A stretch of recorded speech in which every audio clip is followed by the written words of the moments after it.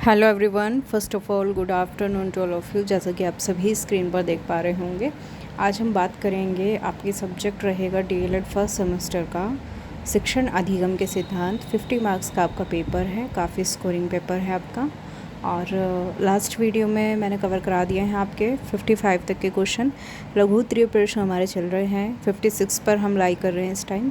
तो जल्दी से सभी बच्चे आ जाइए, सभी बच्चे कनेक्ट हो जाइए, अपने दोस्तों में लाइक शेयर कर दीजिए, जितना आपसे हो सके उतना सपोर्ट कीजिए। आ जाइए सभी बच्चे। चलिए फिर विदाउट एनी डिले क्लास को स्टार्ट कर लेते हैं। क्वेश्चन है हमारा आज का, स्थूल से सूक्ष्म की ओर शिक्षण सूत्र का अभिप्राय और उदाहरण बताइए। तो देखिए, ये जो शिक्षण सूत्र हैं, जितने भी शिक्षण सूत्र हैं सारे ही इम्पोर्टेंट हैं। अब देखो इसमें क्या है, पहले इसमें मूर्त, इसे मूर्त से अमूर्त की ओर सूत्र क्यों कहते हैं। इसमें क्या होता है, बच्चा जो होता है वो सूक्ष्म को नहीं समझता है, पहले उसे स्थूल का ज्ञान प्राप्त कराना पड़ता है। ठीक है, हम जो कुछ देखते हैं, स्पर्श करते हैं, ज्ञान इंद्रियों से अनुभव करते हैं, वही सब क्या होता है, स्थूल। स्थूल उन्हीं वस्तुओं से संबंधित विचार है। बालक जो ज्ञान प्राप्त करता है उसका इंद्रिय जनित अनुभव होता है, मतलब वो अपने सेंस ऑर्गन के थ्रू क्या करता है, ज्ञान को प्राप्त करता है। सूक्ष्म का ज्ञान श्रेष्ठ अवश्य है, लेकिन विद्यार्थी उसे सरलता से ग्रहण नहीं कर पाते, अतः विषय को उसके सामने स्थूल रूप में रखना चाहिए। स्थूल को आधार बनाकर अध्यापक धीरे धीरे सूक्ष्म की ओर ले जाए तो ज़्यादा अच्छा है। ठीक है, जैसे कि नेत्र, स्पर्श, घ्राण, कर्ण, ठीक है, कर्ण मतलब कानों से, और स्वाद इंद्रियों से संबंधित पदार्थ स्थूल कहे जाते हैं। जैसे कि आपके 5 सेंस ऑर्गन होते हैं, आई, ईयर, नोज, टंग और स्किन। ठीक है, तो इनके थ्रू जो आपको ज्ञान मिलता है, जो नॉलेज मिलती है, उसी को हम क्या कहते हैं, स्थूल बोलते हैं। और ये हमारे 5 सेंस ऑर्गन क्या कहलाते हैं, स्थूल पदार्थ। ठीक है, अब जर्मनी के प्रसिद्ध पेस्टोलॉजी थे शिक्षाविदिक, उन्होंने क्या कहा इस बारे में, उन्होंने बोला कि ऐसी वस्तु स्थूल कही जाती हैं जो बालकों के संपर्क में आती हों, जो उनके विचारों को उद्भेद करती हों। इसलिए बच्चों की शिक्षा सदा उस स्थूल पदार्थों से आरंभ करनी चाहिए। फिर डीवीडी भाटिया ने भी स्थूल पदार्थों से शिक्षा को सरल बताते हुए लिखा कि the child easily understands a new India when it is preceded by vivid and clear illustration। शब्दों, परिभाषाओं या फिर नियमों से नहीं सीखता है बच्चा, बल्कि किस चीज़ से सीखता है, स्थूल चीज़ों से। उदाहरण है 2 और 3 मिलकर 5 होते हैं, ये सूक्ष्म है। प्रारंभ में क्या करते हैं, आपने देखा भी होगा, प्रारंभ में 2 और 3 के भाव को बच्चा नहीं समझता है कि 2 और 3 5 कैसे हुए। लेकिन अगर उसे आप 2 गोली और 3 गोली या फिर 2 फ्रूट 3 फ्रूट दे देंगे तो अब वो समझ जाएगा कि कैसे मिलके ये 5 हुए हैं, है ना, क्योंकि वो उसको क्या करता है, प्रत्यक्ष रूप से देख के समझता है। राइट, आगे बढ़ते हैं। अब वस्तुओं के इस प्रकार के अभ्यास से वह 2 और 3 के भाव को समझ पाएगा। ठीक है, स्पष्ट है कि 2 और 3 के भाव को वस्तु के द्वारा ही स्पष्ट रूप से समझाया जा सकता है। इसी प्रकार आरंभ में बच्चे फूलों का ज्ञान प्राप्त कर लेता है, लेकिन वो रंग के बारे में नहीं जानता है। नीले रंग को पीला कह देगा और पीले को नीला कह देगा, लाल को सफ़ेद कहने लगेगा।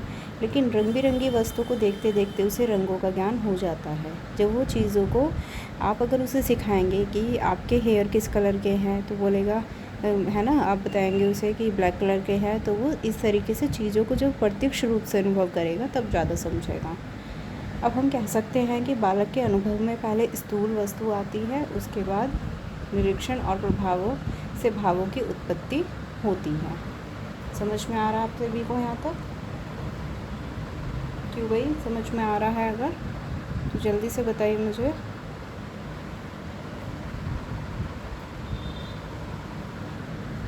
चलिए आगे बढ़ते हैं।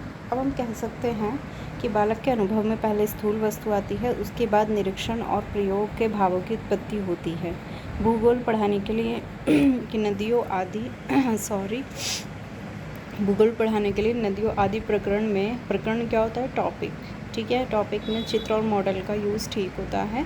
पाठ में नियम नहीं होते हैं तो ये अमूर्त है, अतः उदाहरण पहले रखना चाहिए, नियम बाद में निकलवाना चाहिए। ठीक है, देखिए, बच्चों को अगर आपको पढ़ाना है तो सबसे पहले उसको एग्ज़ाम्पल देना है, फिर उसके बाद कोई नियम निकालना है उससे। स्थूल के बाद सूक्ष्म का ज्ञान देना चाहिए। ये गलत लिखा है यहाँ पे, ठीक है, इसका कोई मतलब नहीं है। और अध्यापक को शिक्षण के समय अध्यापक को इसी क्रम में चलना चाहिए। किस तरफ चलना चाहिए? स्थूल से सूक्ष्म की ओर, ठीक है। आई होप कि आप सभी को क्लास अच्छी लग रही होगी, समझ में आ रहा होगा। अगर समझ में आ रहा है तो भाई लाइक शेयर ज़रूर कर दीजिए। और जिन बच्चों ने अभी तक चैनल को सब्सक्राइब नहीं किया है, don't forget to subscribe this channel, because आने वाली हर एक वीडियो, हर एक सेगमेंट आपके लिए बहुत ज़्यादा यूज़फुल होगा। चलिए आगे बढ़ते हैं। क्वेश्चन नंबर नेक्स्ट है हमारा 57। अपेक्षित अधिगम स्तर की प्राप्ति के लिए किए गए प्रयासों को समझाइए। देखो, अपेक्षित अधिगम स्तर काफ़ी इंपॉर्टेंट क्वेश्चन है ये। पुनर्बलन का अर्थ क्या होता है? पुनः बल देना, रीइंफोर्समेंट, ठीक है। अर्थात छात्रों के सफल प्रयासों को प्रेरित और उत्साहित करने के लिए उनकी प्रशंसा करनी चाहिए। अगर आप उनको प्रेरित करना चाहते हैं, उनको उत्साहित करना चाहते हैं, तो आपको क्या करना चाहिए? उनकी प्रशंसा, उनको शाबाशी देना चाहिए। अगर वो कुछ अच्छा काम करते हैं, उनका मनोबल बढ़ाना चाहिए। पुनर्बलन मानसिक रूप से छात्रों को प्रोत्साहित करने की कला है, जिसका प्रयोग प्रत्येक शिक्षक को आवश्यकतानुसार और अनिवार्य रूप से करना चाहिए। वह शिक्षण प्रक्रिया को प्रभावशाली, रुचिकर, आनंददायी और सुगम बनाने की दृष्टि से महत्वपूर्ण है। बिल्कुल सही बात है। अगर आप बच्चे को सही दिशा में ले जाना चाहते हैं तो पुनर्बलन देना उसको बहुत ज़रूरी है। आगे लिखा है कि निर्धारित पाठ्यक्रम को छात्रों तक पहुंचाने के लिए शिक्षक शिक्षण के अलावा विभिन्न कार्यकलापों का आयोजन करता है। बच्चों को विषयवार निर्धारित दक्षताओं में कुशल बनाता है। दक्षताओं के विकास में न केवल विद्यालय बल्कि घर, परिवार और छात्र का परिवेश भी समान रूप से महत्वपूर्ण होता है।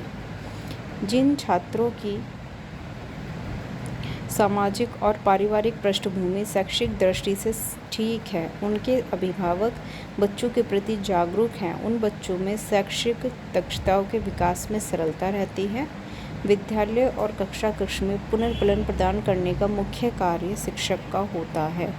किसका होता है? शिक्षक का, ठीक है। तो निर्धारित पाठ्यक्रम को अगर आप चाहते हैं कि वो छात्रों तक पहुँचे और उनका सही डायरेक्शन दे उनको, तो आपको क्या करना चाहिए? एक कुशल नीति बनानी चाहिए और उसकी उन दक्षताओं को विकसित करने में न केवल विद्यालय बल्कि घर, परिवार, समाज का और परिवेश का, यानी कि आसपास का जो वातावरण है, वो भी बहुत ज़्यादा इम्पोर्टेंस रखता है। राइट, आगे बढ़ते हैं। नेक्स्ट है फिर, अतः शिक्षक को चाहिए कि बच्चों के प्रत्येक सही और प्रशंसनीय कार्य को सराहे और सभी के समक्ष उसे प्रदर्शित करें। इसके लिए उसे शाब्दिक, अशाब्दिक पुनर्बलन, प्रशंसा, पुरस्कार जैसे सकारात्मक पुनर्बलन का प्रयोग ज़्यादा से ज़्यादा करना चाहिए, ताकि छात्र कक्षा में सक्रिय रह सके और उसका उत्साहवर्धन भी होता रहे, ठीक है। अगर आप चाहते हैं कि बच्चे की परफॉर्मेंस अच्छी हो तो उसको ज़्यादा से ज़्यादा पुनर्बलन दें। आगे बढ़ते हैं। क्वेश्चन नंबर नेक्स्ट है हमारा 58। पूर्ण से अंश की ओर शिक्षण सूत्र बताइए। अब देखो, पूर्ण से अंश की ओर क्या होता है? होल टू पार्ट्स जाना, ठीक है। Whole to parts. बालक पहले पूर्ण वस्तु का ज्ञान प्राप्त करते हैं, उसके बाद उसे उसके अंश का ज्ञान प्राप्त होता है। पेड़ कहने से उसके मस्तिष्क में पेड़ का एक चित्र उपस्थित हो जाता है, पूरे पेड़ के बारे में सोचने लगता है। शिक्षक बालक को इस पूर्ण ज्ञान के आधार पर ही पेड़ के अन्य भागों का ज्ञान कराता है। इस शिक्षण सूत्र के आधार पर ही आज सर्वप्रथम बच्चों को सबसे पहले वाक्यों का ज्ञान कराया जाता है, अक्षरों का नहीं, ठीक है। यही शिक्षण सूत्र अपना के बच्चों को क्या सिखाया जाता है? पहले सिखाया जाता है, अब उसको एप्पल सिखाया जाता है, मैंगो सिखाया जाता है, उसके बाद उसके वर्डिंग को सिखाया जाता है, ठीक है। उसके बाद उसकी वर्डिंग याद कराई जाती है। आगे बढ़ते क्वेश्चन नंबर नेक्स्ट है हमारा 59। व्याख्यान प्रविधि का मुख्य उद्देश्य क्या है? Lecture method. जिन बच्चों ने प्रीवियस वीडियो को वॉच किया है, मैं जस्ट इससे पीछे वाली वीडियो में ही वो कवर करा चुकी हूँ। व्याख्यान मेथड मैंने पूरी तरीके से एक्सप्लेन किया है, ठीक है। जिन बच्चों ने प्रीवियस वीडियोस को वॉच नहीं किया है तो कर लेना ज़रूर। ये क्वेश्चन मैं आपको दोबारा नहीं कराऊंगी क्योंकि मैं करा चुकी हूँ इसको ऑलरेडी, ठीक है। बिना किसी देरी के या बिना टाइम वेस्ट करते हुए आगे बढ़ते हैं। क्वेश्चन नंबर नेक्स्ट है हमारा 60। बाल केंद्रित शिक्षा का अर्थ स्पष्ट करते हुए इसकी उपयोगिता बताइए। वैसे तो मैंने ये क्वेश्चन भी करा रखा है काफ़ी बार। ये क्वेश्चन इतना ज़्यादा इम्पोर्टेंट है कि मैं आपको नहीं बता सकती हूँ। टेट सी टेट में आपके इवन एस्टेट में भी इससे भर भर के क्वेश्चन पूछे जाते हैं चाइल्ड सेंटर्ड एजुकेशन से।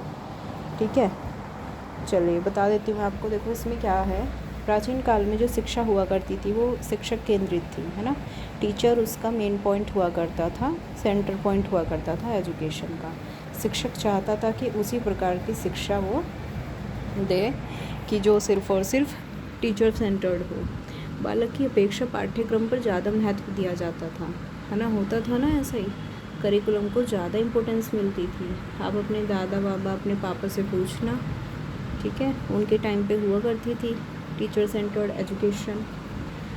लेकिन शिक्षा में मनोविज्ञान के प्रवेश से बालकों को महत्व दिया जाने लगा।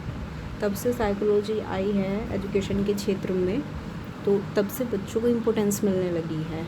ठीक है, पाठ्यक्रम के निर्धारण में भी इन बातों का ध्यान रखा जाता है। बालक केंद्रित शिक्षण का मुख्य उद्देश्य है बच्चे का सर्वांगीण विकास करना, उसको पूरे तरीके से, ताकि वो मेंटली भी फिट हो, फिज़िकली भी फिट हो, इमोशनली भी, सोशली भी। आगे बढ़ते हैं, बाल केंद्रित शिक्षा की उपयोगिता क्या है।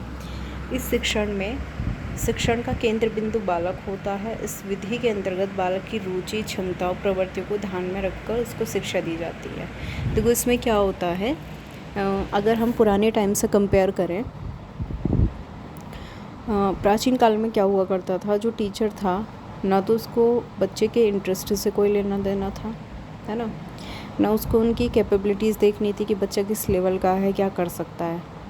लेकिन आज के टाइम में टीचर सेंटर्ड एजुकेशन में इन सब चीज़ों को ध्यान में रखा जाता है। सेकंड है, फिर इसमें व्यक्तिगत शिक्षण को महत्व दिया जाता है। इसमें स्वाभाविक रूप से अनुशासन स्थापित होता है। इसमें बालक को स्वावलंबी बनाकर उन्हें स्वतंत्रता की भावना उत्पन्न की जाती है। स्वावलंबी मतलब ताकि बच्चे जो है खुद से भी कुछ क्रिएट कर सके, और बालक के द्वारा स्वयं किए गए कार्य से उसे मानसिक संतुष्टि भी प्राप्त होती है। बिल्कुल सही बात है, अगर बच्चा खुद से कोई काम करके लाएगा तो उसमें उसको प्रॉब्लम भी आएगी, वो आके अपने डाउट भी क्लियर करेगा, चीज़ों को समझेगा भी और बहुत समय तक याद भी रखेगा उसे। ठीक है, आई होप कि आप सभी को समझ में आ रहा होगा। एक एक पॉइंट में वेल तरीके से एक्सप्लेन कर रही हूँ बिल्कुल। अब आज हम यहीं तक करते हैं, क्वेश्चन नंबर 61 से हम स्टार्ट करेंगे नेक्स्ट वीडियो में। तब तक के लिए सभी को हैव अ गुड डे, और सभी अपनी पढ़ाई करते रहिए, टाइमली रिवीजन लगाइए। आई होप कि आप सभी की टीपी भी लग गई होगी। जिनको टीपी में कुछ प्रॉब्लम है, कुछ पूछना है, किसी को प्रोजेक्ट के बारे में कुछ पूछना है, असाइनमेंट के बारे में कुछ पूछना है, तो आप लोग मुझसे कमेंट करके कमेंट बॉक्स में पूछ सकते हैं। और अगर आपको मेरा पढ़ाया हुआ अच्छा लगता है तो कमेंट बॉक्स में आप लोग फीडबैक ज़रूर दिया करिए। अगर कोई कमी लगती है, कुछ समझ नहीं आता है, तब भी आप लोग फीडबैक ज़रूर दिया करिए, ताकि मैं समझ सकूं कि आप लोग किस तरीके से चाहते हैं पढ़ना, राइट। वैसे तो मैंने अपने हिसाब से आप सभी के लिए राजन की सीरीज़ चलाई है। राजन की सीरीज़ आपके लिए मस्ट है करना। अदर आप चाहे किसी भी रिसोर्स से पढ़िए, मैं मना नहीं करती हूँ, आपकी मर्ज़ी है। आप चाहे किसी भी रिसोर्स से पढ़िए, बुक से पढ़िए, चाहे आप किसी यूट्यूब चैनल से पढ़िए, या फिर आप क्वेश्चन बैंक से पढ़िए, लेकिन राजन की सीरीज़ आप ज़रूर लगाइए। ठीक है, एट द एंड राजन की सीरीज़ ज़रूर लगाइए। आपका सारा पेपर 90+ स्कोर आपका यहीं से हो जाएगा, अगर आप इसे अच्छे से कर लेते हैं। 10 बुक पढ़ना अच्छी बात नहीं होती, एक बुक को 10 बार पढ़ना, उससे बेहतर रिज़ल्ट मिलता है आपको, राइट। चलिए फिर मिलते हैं नेक्स्ट क्लास में। तब तक के लिए सभी को have a good day, bye bye, thank you so much, thanks for watching and don't forget to subscribe this channel. Bye bye.